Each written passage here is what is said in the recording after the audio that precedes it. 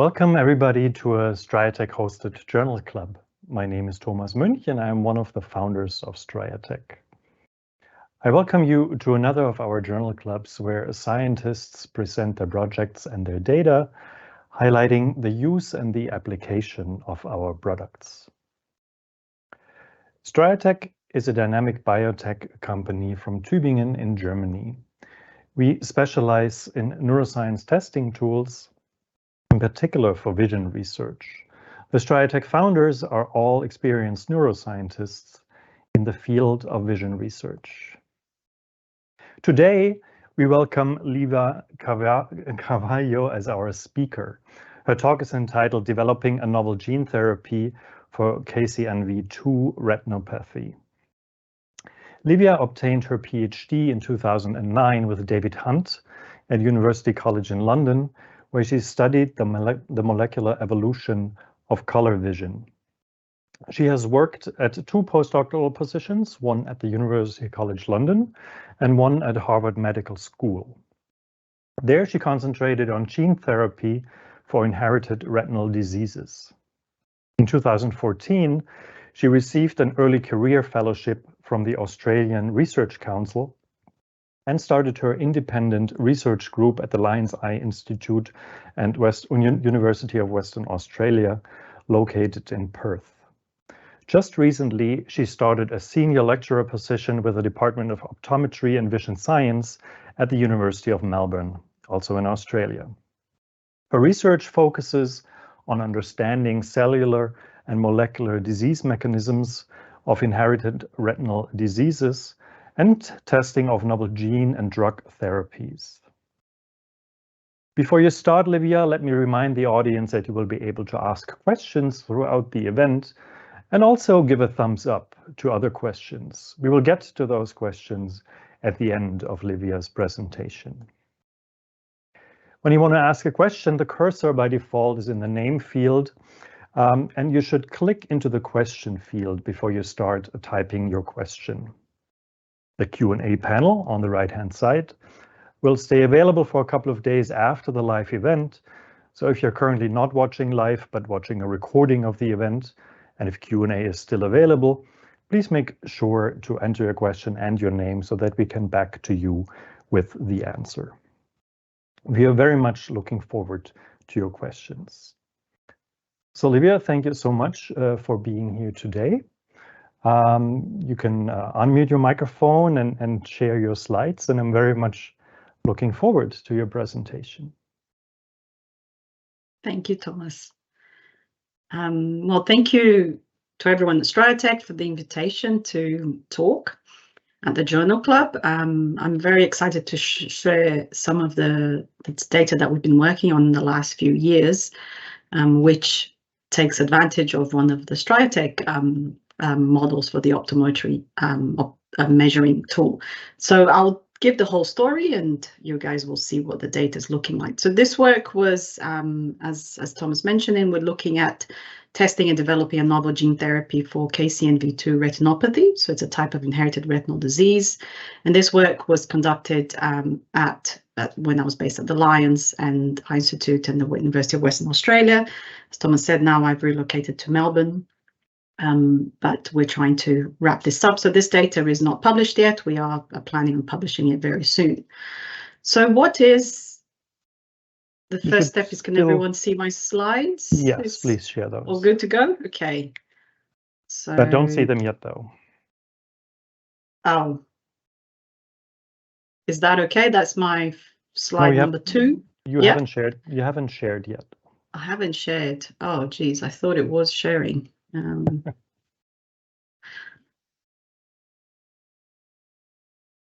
There we go. Is that okay? That's good. So that was my title slide, and now we'll get on to what is inherited retinal diseases in general. It's a very heterogeneous group of blinding disorders.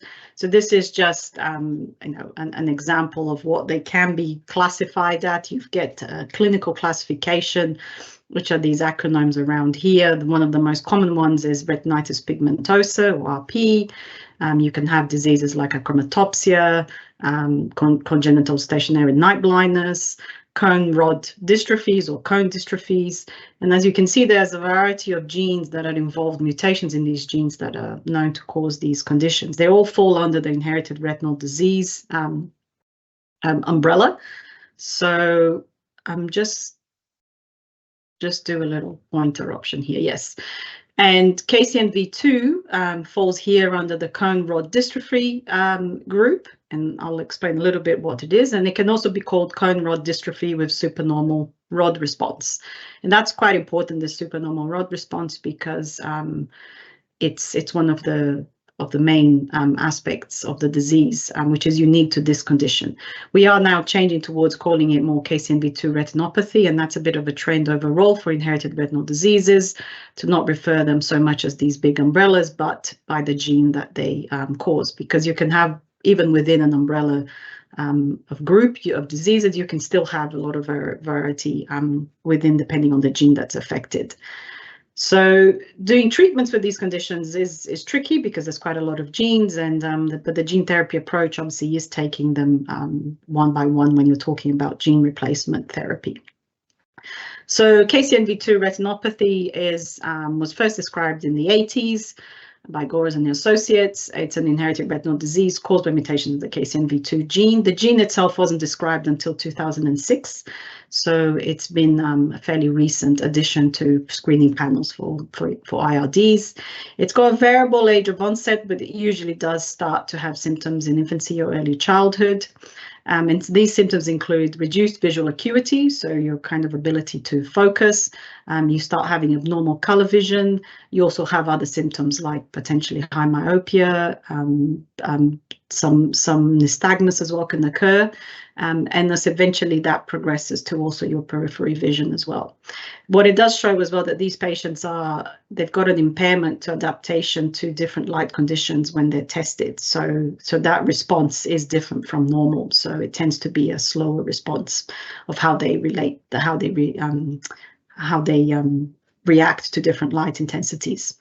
So this is just showing a fundus example of a few of the diseases and how it can be variable. It is related to age. It progresses with age, but it does have a fairly mild progression rate compared to some other diseases. So it's not as fast or severe as some other conditions.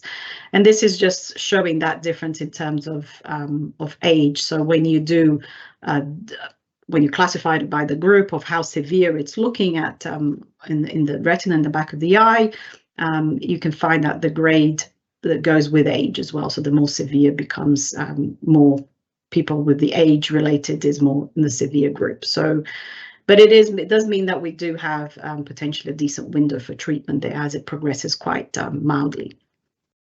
So what is the Kcnv2?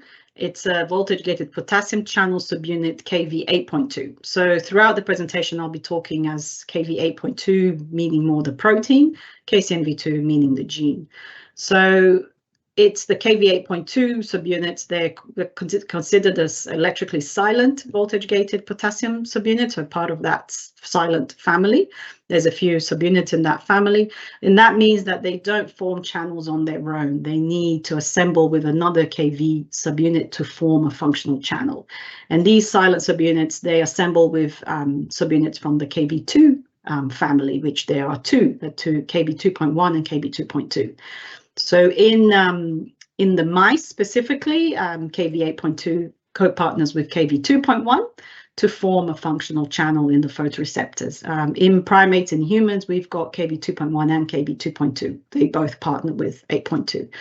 So these, when they partner and they form a channel that is located in the membrane of your photoreceptors, it's usually found in the inner segment area, and it's responsible for setting the dark ionic current. When the photoreceptors are in the dark, the channels are open, and you've got potassium channel potassium ions coming out of the cell, and then that forms part of the ionic balance needed for these cells to work. When you activate by light, you've got a change in the voltage and the current of the membrane of these cells, which is part of the normal light processing, and that closes the channel and changes these flux potassium and ionic currents within the cells. And that's how you get a generation of the electrical retinogram response, which we can measure with different equipment, both in mice and in humans. So and that comes back to the fact that the condition has what we call the supernormal rod response. The supernormal is starting to change as well, because it's an abnormal response. It tends to be, depending on how you measure, higher than the normal, but that can be also a little bit controversial depending who you talk to. But basically, it does have a unique electroretinogram profile for this condition, which is diagnostic and unique to mutations in Kcnv2 gene. So what does the electroretinogram, or the ERG, measures? It's a diagnostic test that measures the electrical activity of the retina, of the different cells in the retina, in response to a light stimulus. So it arises from the currents generated by the different neurons in response to light, and has some contributions as well from ganglion cells and even from the retinal pigment epithelium cells as well. So there's different parts of the ERG, there's different waves, that's what we call it. And the first wave is what we call the A wave, which is a negative wave, which comes from your rods and your cones, which are your first light sensing cells in the retina. And this is the cells that I mentioned have the Kcnv2 channels. Then after the A wave, you get what we call the B wave, which is generated mainly by your bipolar cells and your Muller glia cells, which are the second order neurons that are responding to activation by your photoreceptors. So these guys activate, and they activate your bipolar cells, and that then activates your ganglion cells that takes the signal up to your brain. There's also a C wave much later in the response, which comes from the retinal pigment epithelium, and it is a response to changes in extracellular potassium concentrations as well. So I'll be talking about all three of these, and there is also a component of the B wave that I'll mention later on as well that we can also analyze. So this is just what this supernormal rod response looks in a human patient in an ERG test. So you can see here, this is a normal patient, this is a dark adapted test, and these are the level of lights that increase up. So as you can see in the low levels, you get a nice response, and that response starts to change slightly, but that's because you're shifting from your rods to your cones. But you can see in the normal patient, you start having this response. In the Kcnv2 patients, you start to, I was mentioning this is your light adapted response. In the normal patient, this is your dark adapted response patient. And as you can see, increasing with light, you increase that response. But when you look at our patients, which is these graphs here, they don't have much of a response in the lower light levels, but as you increase that light level, you can start to see like this component here, which is your B wave, becomes much bigger in amplitude compared to your normal patients. This is your light adapted response, which in these patients is reduced independent of the light intensity that you're testing or the different tests that you're doing. So these are some of the different tests we can do for light response. So as you can see here in normal, you've got a nice sharp peaks, and that's much reduced in our patients. And it doesn't matter if you go up in light, it doesn't really become that supernormal response. Having this supernormal response does not mean that these patients see better, by the way. They still have impairment in the vision process. So we're trying to figure out what exactly causes that response as well.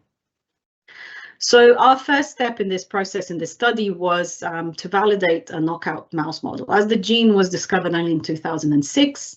And that was done by Professor David Hunt, which is a long-time mentor of mine when he was still in London at UCL. He then relocated to Perth, and in that process had access to the Kcnv2 knockout mouse generated by the Sanger Institute. And we were the first group to characterize this model, this disease model. And what we saw when we looked at both early and late in disease, we were looking at 2 months and also at 6 months. This is just a histology showing that in the wild type model, you can have Kv2.1 and Kv8.2 being expressed in your inner segments of your photoreceptors.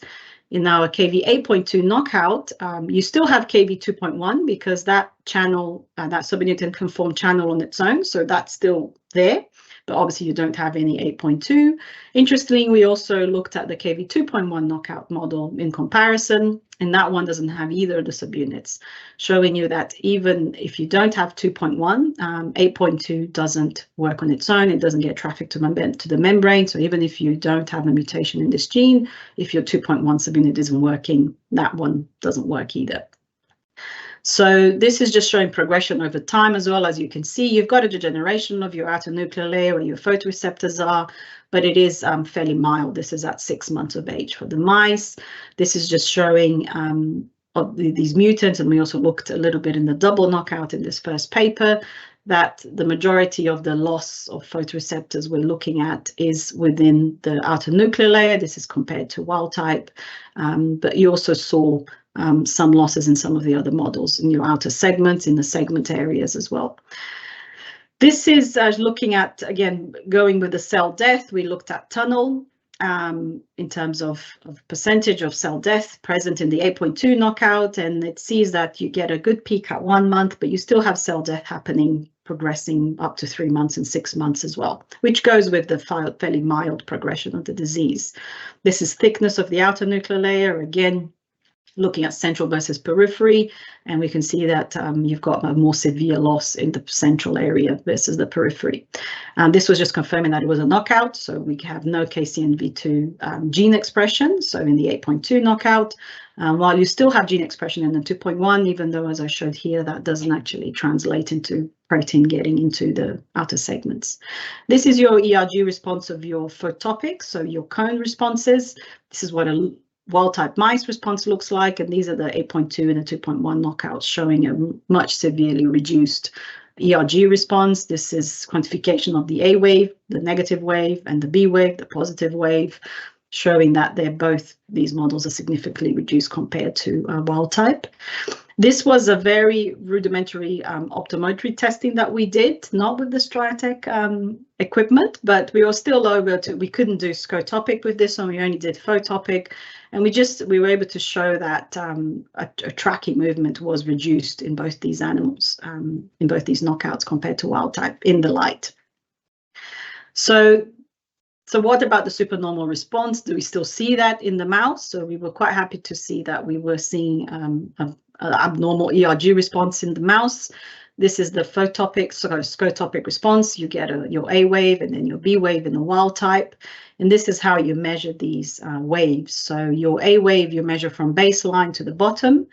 B wave, traditionally, you measure it from the bottom of your A wave to the top of your B wave. So because these responses are linked, so you usually consider both of them as part of your B wave. We had to change that a little bit for these for the 2 publications we did with this mouse, so that we could quantify this abnormal response. So we measured it in what we're calling a positive B wave, which is from baseline to the top of the B wave, because we wanted to quantify that difference. And if we're measuring the full B wave, because the A wave is reduced in these animals, we were losing that difference. So when we did the normal B wave measurements, it was looking very much normal to the wild type, even though you had a reduced A wave. And there's different ways we can also account for that, and I'll show in my data later. And we also show the same difference in the Kv2.1 knockout as well, which was quite interesting. And I won't talk too much about this model later, but happy to take any questions. So this is just a quantification. As you can see here, our A wave is severely reduced. But when we measure the B wave at the normal traditional way, as you can see, there is a little bit of a difference, but it's very close to wild type. However, when you look at the positive B wave, you can see that it's abnormally high compared to wild type in our knockouts. So this is us using the Striatech equipment, where we're able to actually measure the scotopic activity of these mice. And we can really show that both of the acuity and the contrast sensitivity was severely affected in these animals. So you get a reduction of less than 50% of the knockout compared to wild type for the acuity, scotopic level, and then the contrast sensitivity as well was much higher the threshold was much higher in the knockout compared to wild type. So these became, on top of the ERG, which is the traditional measure for this disease, we also realized that we could use the optomotor response as a very good measurement of whether we were recovering vision looking at a treatment. So after characterizing this mice, we realized that we've got a good model potentially for developing a gene therapy. So what are the aspects that we thought were useful? So first, we're starting with a monogenic disorder, so in an unknown gene. So we know it's the Kcnv2 gene. Mutations are only in this gene. So we thought, okay, that's the first step. So we tick that box. We've got a disease that's got a slow progression. So it means we've got a decent window for treatment. And so we think that that could translate quite well into a clinical treatment. It's a small gene as well, so the Kcnv2 is not just a monogenic disorder, but it's a gene that's a good size that fits within the AAV vector, which is the ideal vector for gene therapy in photoreceptors. And we've got now a validated mouse model to test our potential therapy. So we were ticking all these boxes and moved forward to a gene therapy study. And the design that we did for this study, which I'm presenting here, we did a little bit more than this, but I'll show you the best part of it is that the first step is that we have to do a subretinal delivery. We're trying to target photoreceptors, so the best option to target these at a good efficiency is through subretinal delivery. We wanted to compare a few different serotypes of AAV vectors, so we went with AAV8 and ANC80 vectors. AAV8 because it's already in clinical trials being tested for inherited retinal diseases, and ANC80, which is a vector that I characterized during one of my postdocs, which worked very well for photoreceptors. We tried a few different doses, so we did a bit of a dose escalation study, and I'll be showing the two higher doses, the results we got for that. The lower dose, we didn't see too much of an impact. So again, happy to talk about it, but I won't be showing that data. So our outcome measures, we were looking at testing for efficiency of the treatment at 4, 8, and 12 weeks post-treatment. We were looking at the ERG profiles, so the A wave, the positive B wave, the oscillatory potentials, which is part of the B wave, which I'll show what those are, and the C wave as well. We also wanted to look at the behavioral response, which we had sheets shown in the previous paper that was reduced, and obviously Kcnv2, Kv8.2 expression, retinal localization, is it going to the right place? Are we putting it back in the right cells? So just getting back to the ERG profile, what it looks like, just to remind everyone, you've got your rods and your cones responding, giving you the A wave. Then that creates a response in your bipolar and Muller glia cells, which is your B wave. Part of that B wave is what you have what we call the oscillatory potentials, which come from the inner nuclear layer neurons. We're not 100% sure exactly who is responsible for what there, but amacrine cells, potentially horizontal cells, have an impact. And then the C wave, which is linked to your, retinal pigment epithelial cells and potentially some of your Muller glia as well. So those are the four measures that we'll be looking at from the ERG response. So the serotype comparison, why did we want to do that? As I said, AAV8 is already being in clinical trials for inherited retinal diseases, so it was a good vector for us to start with. And ANC80, from my result and my work, had shown to outperform AAV8 in mice and in monkeys, and it's shown to have a bit of a stronger and faster expression of the transgene after subretinal delivery. So we thought, well, let's compare the two and see how they compare within the treatment paradigm. So after doing the treatments, what did we get? So this is our Scotopic, the dark rod-led response for the ERG response. And we've shown that the therapy was able to reduce this supernormal response. So here are some traces for what a wild-type ERG rod response looks like. This is our Kv8.2 knockout response. As you can see, a reduced A wave and your kind of abnormal, supernormal B wave. And these are the 3 treatment groups that we have. And these 3 treatment groups, I'll be repeating them throughout all my data I'm showing, and I'm keeping to the color scheme. So basically, the green ANC80 and the AAV8 red is what we called our, sorry, this is incorrect down here. my mistake. This is 3 times to the 9 vectors, and the high dose is 5 times to the 9. So we weren't able to do ANKT at a higher dose, but we were able to push AAV8 a little bit at a higher dose as well. So these two are medium dose, this is a higher dose. So you can see that the response was looking pretty good. We were able to start reducing that B wave and maybe increasing our A wave a little bit. And this is what the quantification is looking like. So the A wave across different flash intensities, this is your wild type increasing. This is in a negative scale, so we're increasing as we increase the amplitude. And you can see that in our models, we started to get significant, especially on the ANKT medium dose and the AAV8 high dose. We were getting an increase in that A wave amplitude. This is just showing what it looked like over time. So it was pretty stable for 8 to 12 weeks, showing that even at 4 weeks already, you are reaching that maximum response, and that is able to stay stable up to 12 weeks. This is your B wave, the positive B wave. And we can look at how it looked compared to the untreated. This is obviously the untreated knockout, looking quite high. And this is the wild type, and these are our treated. So at low light intensities, all 3 of our treated were looking non-significant compared to the wild type, and very significant compared to the untreated. And that was consistent across the different intensities. So even though at the higher intensities it's significant compared to wild type, it was also significant compared to the untreated. So we are showing that we are reducing that supernormal B wave response after treatment in all 3 of our treatment vectors doses.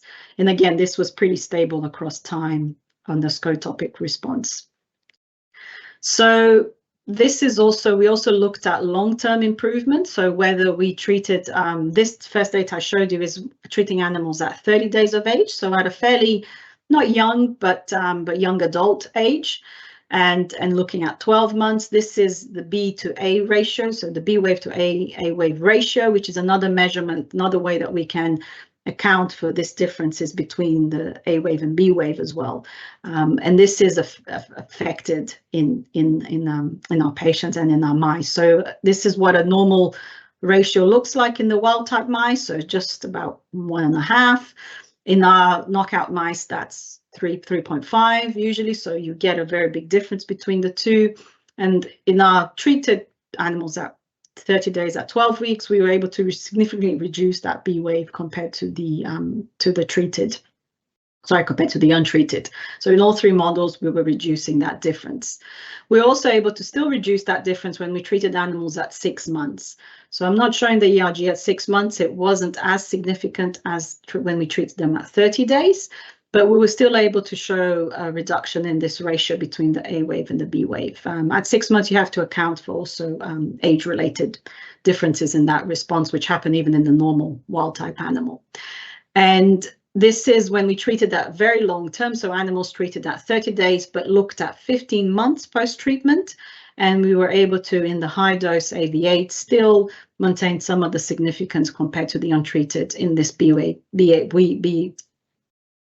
A wave ratio, even though it's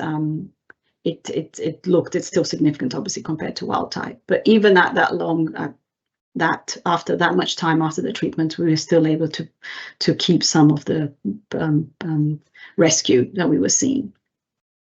So one thing that we noticed is that when we're looking at the scotopic A wave, it's got a funny shape in our models. So as you can see here in the untreated, it's got a bit of a broader shape to it, and that obviously impacts your B wave and also your oscillatory potentials, which are these spikes that you see here.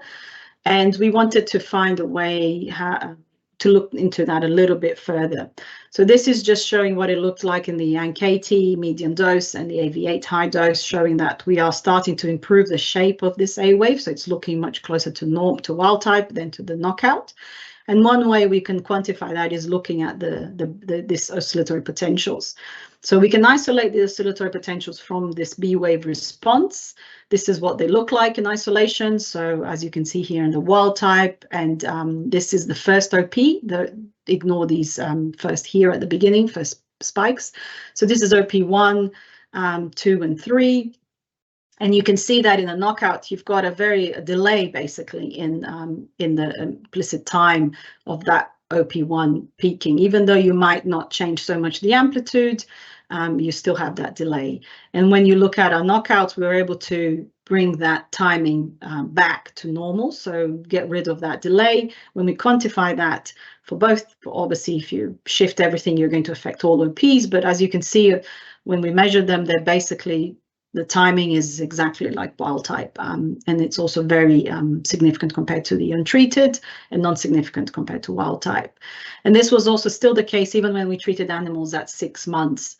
We were still able to show reduction of that delay and basically bring it back to almost wild type levels, even at later treated animals. So also the C wave, as I mentioned, C wave is related to your retinal pigment epithelial cells in response to extracellular potassium being released by bipolar cells, photoreceptors, and potential Muller glia as well. So this is what a C wave looks like in the mouse model. This is your A wave, B wave, because it's a much later response. We kind of condensed this initial response here, but you get a very nice C wave in your wild type. In our knockout models, as you can see, we get a bit of a reduction of that C wave. And the C wave can be measured similar to the B wave. It can be measured from baseline, or it can be measured from when, you know, the response starts to change. So when we looked at our treatment, we were seeing a nice rescue of that C wave. And when we quantify that, when we're looking at the full amplitude, we have a rescue on the ANKT vector and the AAV8 high dose. But when we looked at the amplitude from the start of the C wave, we get a significant rescue in all three of our vectors and doses. And we also saw a nice rescue of the timing to peak, so where that C wave peaks. We've got a delay happening in our knockout, and we were able to rescue that in our treated vectors. In all three of them, we shifted that back to closer to wild type levels. So we're seeing these cells are responding better to potentially a better improvement in the flux of potassium in the retinal environment. So, sorry, a great slide there. So this is our optomotor response. So what did it look like after treatment? This was a little video, but clearly my embedding techniques are not that great. But this was just one of our mice tracking and seeing how the OptoDrum responds to the stimulus. And we were really happy to see that when we looked at the scotopic response at the animals treated at 30 days, this is at 12 weeks post-treatment, our acuity was literally recovered back to wild type levels, and our contrast as well. So there are variation between animals, especially on the contrast, but in the acuity, as you can see, we're quite a very nice, basically back to wild type response of the animals that were treated compared to the untreated that was still very much reduced. And similar in the contrast as well. We were getting an average back to what a wild type mice looks like. We also still saw that recovery. Sorry, my significances have gone again. I'm really sorry for the prime slide here for this presentation, missing a few significance here. But even when we treat the animals at 6 months, for the acuity and the contrast, we are able to really show that rescue on the behavioral level, we are rescuing the vision at quite a high level as well. And so it's basically indistinguishable from wild type, even when you treat them late. So it's showing that in this condition, late treatment is still able to give you to give you a visual response in these animals. So what about the photopic? This is what the photopic ERG looks like in the wild type mice and the now treated. Remember that photopic is the one that doesn't have a supernormal response. It's just reduced across all different intensities. And we were quite nicely seeing that in our models. We were seeing a rescue happening. The A wave, because it's quite a small A wave to measure, it's a little trickier, but we saw significance in the high dose AAV8 at the high light intensity. In the other ones, we weren't seeing too much of a significance, but it was compared to wild type, it was kind of looking quite nice, but it wasn't really significant compared to the untreated in the light intensities. And this again showing throughout the for 8 to 12 weeks, it's pretty stable. Our B wave, we were showing again similar to our Scotopic. We were rescuing both our ANKT medium dose and an AAV8 high dose. We were getting significant rescue of the B wave at the higher light intensities, and that was fairly stable across the time as well. Then we show that we can also look at the flicker, which is another type of ERG response, and that you can measure from the cones in the daylight, in the photopic light. And this is what a wild type looks like. This is our knockout, which has a much reduced, and we were able to, increase and improve that flicker response in our knockouts.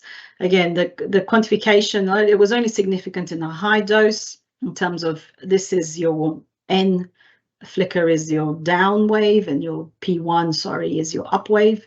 So we started to see an increase, significant increase in the up part in both your ANKT and your AAV8 high dose, but the down, we only saw it on the high dose.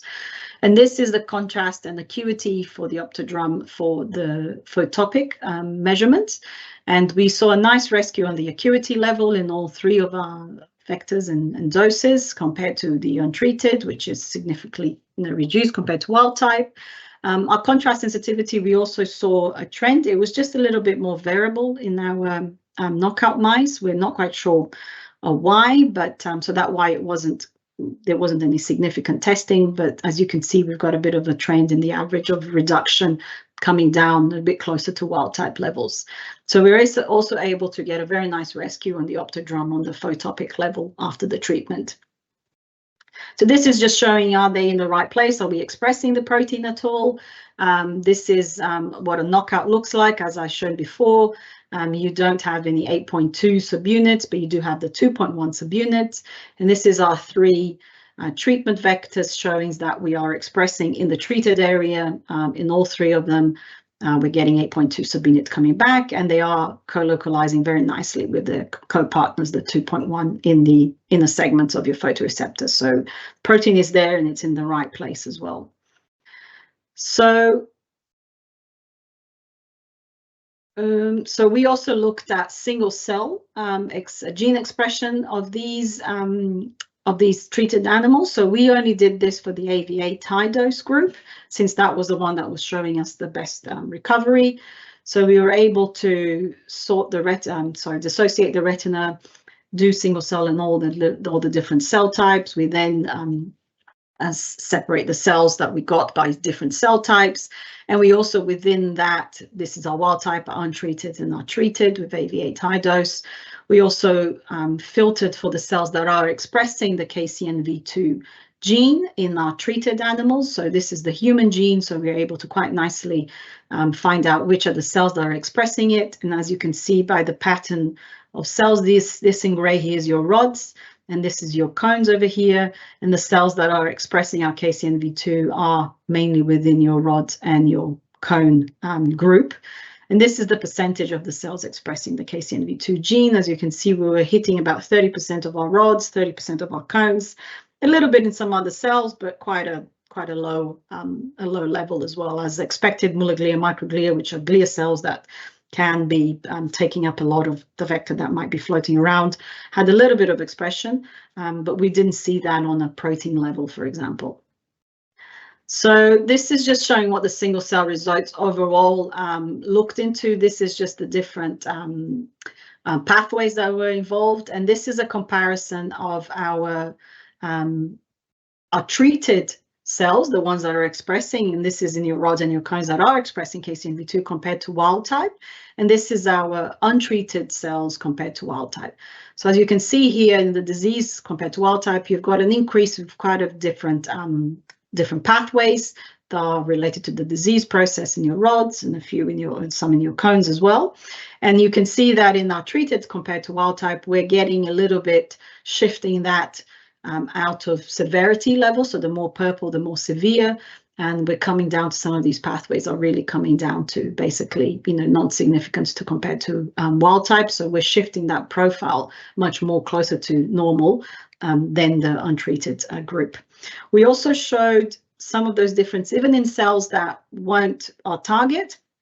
So as I said, the Muller glia, which, are responsible for the homeostasis of the retina in general. So these cells are always responding in a disease condition.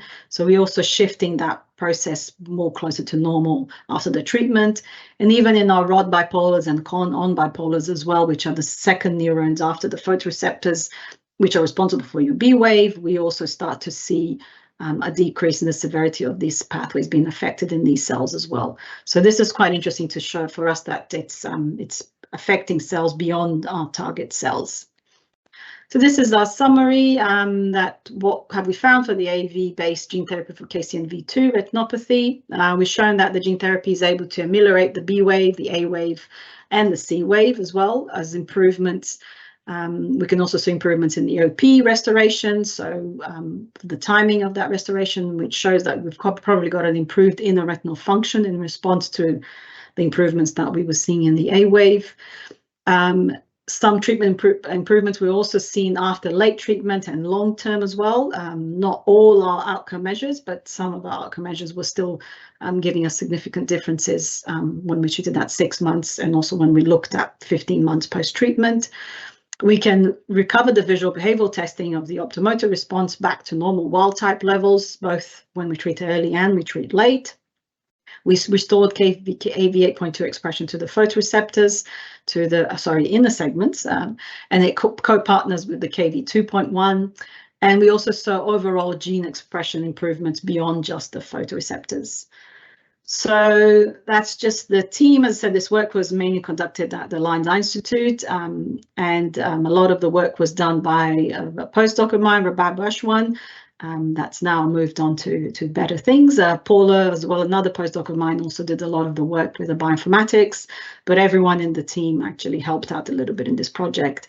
And then Professor David Hunt is still a mentor and still involved in this project, and as I said, was part of the team that discovered the initial gene, and now is continuing with that work. And then some of our collaborators in the bioinformatics and the single cell work was done with the WA Genomics, and Dr. Kim Carter and Dr. Denise Anderson helped us with the bioinformatics. So thank you everyone, and I'm happy to take some questions. Thank you, Livia. That was great. Thank you so much. Yeah, we have already a couple of questions that came in. I'll just start at the top. First question is a mechanistical question. What do you think is behind the supernormal ERG rod response? So that's a very good question, and we are working on trying to figure that out. I do have a PhD student that her project is trying to figure it out, looking more at the mechanisms behind it. So I've had, when I present this data and talking to different researchers and scientists and clinicians about this, my initial thinking was that it's something to do with the Muller glia or the bipolar cells being a little bit dysfunctional. But we're shifting that a little bit more to think it is coming from the way the A wave responds. So the fact that these photoreceptors obviously are missing this important potassium channel, and that's altering the flux of ions, that's extremely important for photoreceptors and how they respond to light.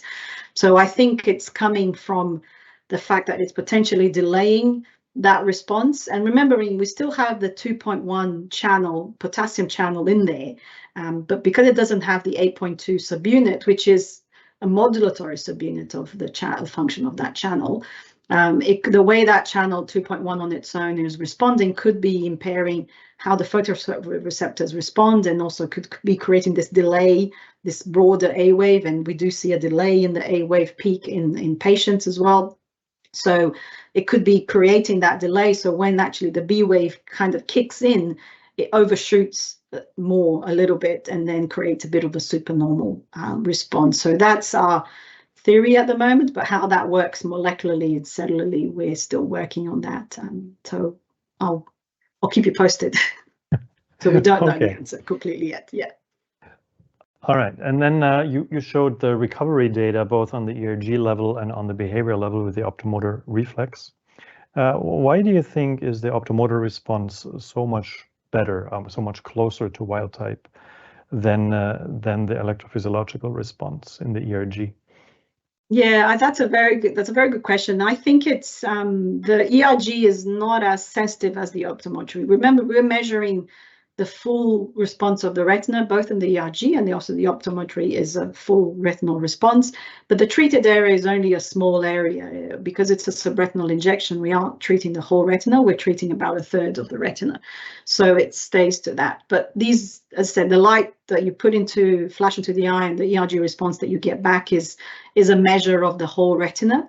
And it being my understanding, it can be a little bit more sensitive, the ERG, so it does it takes a little bit more for it to start picking up these big differences. Sorry, it's not more sensitive, it just takes a bit more to pick up differences.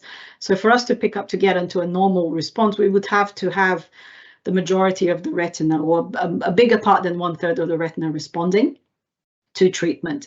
So because we've only got 1/3, that the response in the ERG gets diluted by the rest of the retina that hasn't received the treatment. So it kind of averages out and it brings it down. Well, I think with the OptoDrum, it's more sensitive for picking up smaller differences, and it just brings the response back up to almost the wild type levels. That's been my reasoning behind that. But I don't know whether you, Thomas, have any other ideas there, or how we can get, with just a little bit of rescue, actually get this beautiful kind of behavioral response visually as well. Well, I mean, you have the whole rest of the brain that's involved in the reflex, driving the behavioral response, interpreting whatever information it gets from the retina, right? So if a significant part of your retina, like a third of it, gives you a very good response and a very good recovery, that might be totally enough for the rest of the brain of making the correct conclusions and interpretations from that. Yeah, our brain does amazing things, doesn't it? So yes, it does. So there's a question whether there's a clinical trial in the pipeline, and if so, whether you think that children might benefit from it. You showed in the mouse that it works in adults. So would that be the starting point for the clinical trial, trying to go for adults? Or would one rather start in children and rescue vision early on? Early on, that's a very good point. And I think usually, traditionally, you would start a clinical trials with the adults, because the first phase would be more of a safety phase. So you can start with patients that are a little bit more in the disease progression, so a little bit further in that disease progression. So because you're testing safety, so hopefully if nothing goes wrong, if something did go wrong, you haven't affected too much of what it's left of the vision. But I think some of the trials now, we are starting to realize that, as I said, children would be the best ones that will benefit, because in this condition, you wouldn't have to go too early, but you already start to seeing effect in their vision, in children's vision, from the age of 5, for example, in some patients. So if we can come in there, which means that there's more cells there, there's less loss of the photoreceptors, there's more cells to receive the treatment as well.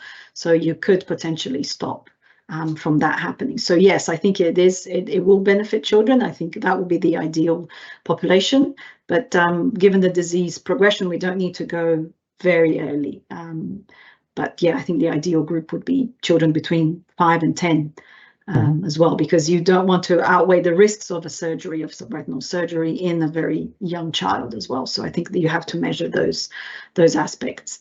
So the idea, we are hoping to get into a clinical trial. There's a few steps for us to get before we can get there as well with this, which are part of our next steps. You probably have thought about the proper AAV, because one question is, what is a good vector for human retina?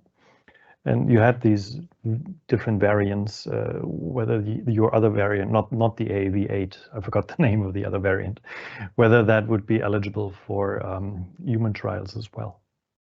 So that's the ancestral, the ANC80. Yes, it would be eligible for human trials. It's I think they are starting trials not in the retina, but in the ear with this vector. So part of my previous postdoc group, Luc van der Burg, is now driving some clinical trials in the ear. So it is definitely a vector that could go into trials for inherited retinal diseases. We did AAV8 because that's one of the vectors that is in clinical trials for inherited diseases. AAV8, AAV5 is another vector that is in trial. Some of the other AAV2 mutants and AAV8 mutants, and AAV2 obviously is the vector that's been approved for Luxturna. And there's also a few other clinical trials with AAV2. So there is a few different vectors for us to pick from that are in clinical trials from human. Which of those are more efficient? It's impossible for us to say in humans. We've got data from monkeys that can give you a bit of an idea how they work. That's some of the work that we want to do moving forward as well. Just double check a few things with our vectors and how they are looking in primates, because that becomes the closest you can to test and actually visually see what they're doing in the retina. So from then we have to make a bit of a leap of faith in terms of the vectors that, but the ones that are in clinical trials for humans, at least we know they're safe. So the different vectors that are there, how efficient as well, we can't say for sure now, but based on the data that we've got, similarities between monkey and humans, we can go, okay, there is a chance that this is working, and we know that some of these therapies are having beneficial effects as well, so they should be working. So I think these are the vectors, some of the vectors that are in clinical trials at the moment. Yeah, so the next question is whether you measured inflammation, because in clinic that is a key issue with gene therapies. So we did measure some inflammation in the mice before, as well in the model. So we do have a little bit of an increase in the microglia activation and migration within the retina, and we measured the disease, or as a result of as part of the disease. Yeah, part of the disease. Yeah. Mm-hmm. Which is not unsurprising. If you're getting photoreceptor cell death, we are going to get microglia coming in. We also measured a few other markers of inflammation of immune cells within the eye itself as part of the disease, and we saw some increase, but nothing huge. The problem is in the disease process, measuring these immune cells are tricky because you're dealing in the mouse with very small quantities, so it's a little hard to be absolutely sure this is increasing or not. We did the same process in our mice. We didn't see necessarily a decrease with our microglia, but we didn't see an increase after treatment.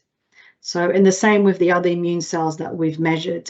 We didn't, some of them, I think we saw a little bit of a decrease we're doing FACS of these cells after the treatment, but we didn't see an increase with the treatment. So we don't think the treatment itself is generating any inflammation or immune response in the eye.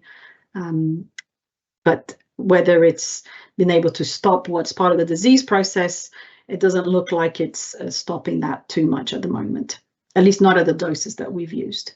I forgot, did you see reduced cell death after treatment? So we're currently testing that actually. So we haven't tested for it yet. I've got one of my team members actually looking into it.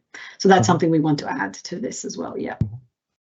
Well, that sort of leads to the next questions. What are the next steps? I guess both in terms of the basic research that you're doing into that disease and the treatment, as well as getting it into the clinic.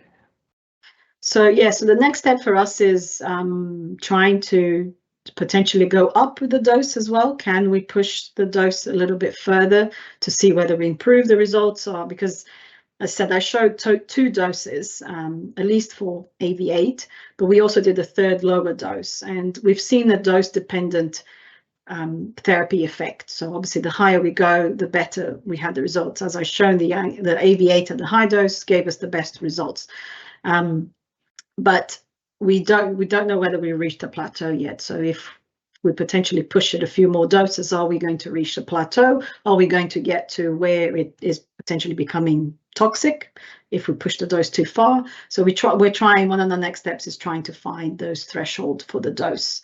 Then as part of that process is also looking at toxicity and safety, toxicology, and testing this in different species as well, not just in the mice. So going to higher species, bigger eyes as well, again, so that we can figure out what is the dose regime that will be, closer to what we would get to the clinic. So those are our next steps prior to actually thinking about the clinical trial, because that will help us in the design of the clinical trial as well.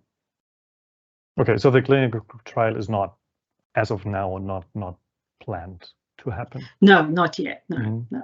Okay. There's a few steps before that we need to go through. Okay. Good. So that was it. There are not more questions in the Q&A pipeline. So I would really like to thank you again for giving this presentation. It was a great project and great data. Thank you so much. And I also want to thank the audience for the questions that came in. I hope to see everybody at the next Journal Club. Thank you very much. Thank you. Thank you, everyone.